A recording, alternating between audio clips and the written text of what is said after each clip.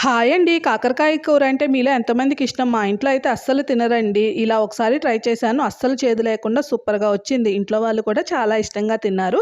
కాకరకాయని వీలైనంత సన్నగా రౌండ్‌గా కట్ చేసుకోండి. ఇప్పుడు ఆయిల్ వేసి ఆవాలు, జీలకర్ర, ఇంగువ వేసి కట్ చేసిన ఈ కాకరకాయల్ని మీడియం ఫ్లేమ్‌లో కాస్త కలర్ చేంజ్ అయ్యేంత వరకు వేయించుకున్న తర్వాత దీంట్లో ఉల్లిపాయలు కూడా వేసుకుందాం. ఉల్లిపాయలు ఈ స్టేజ్‌లోనే వేసుకోవాలండి. ముందుగా వేసుకుంటే మాడిపోతాయి. ఇప్పుడు కాస్త జీలకర్ర, ఒక పెద్ద వెల్లుల్లి రెబ్బల్ని ఒలుచుకోండి. కాస్త కరివేపాకు, చిన్న అల్లం వేసుకొని ఇలా కచ్చాపిచ్చాగా దంచుకుందాము. ఇప్పుడు దీంట్లో కాస్త పసుపు, అలానే వెల్లుల్లి కారం కూడా వేసుకుందాం. వెల్లుల్లి కారం వెయ్యగానే మంచి ఫ్లేవర్ సూపర్‌గా ఉంటుందండి. అలానే టేస్ట్‌కి తగ్గట్టు కారము, సాల్ట్ మాత్రం మొత్తము అయిపోయిన తర్వాతనే వేసుకోండి. అలానే కాస్త కరివేపాకు కూడా వేసుకుంటే ఎంతో రుచికరమైన, చేదు లేని మన కాకరకాయ కారం రెడీ అయిపోయింది. ట్రై చేసి నచ్చితే మన ఛానల్‌ని సబ్స్క్రైబ్ చేయండి, సపోర్ట్ చేయండి. Thank you.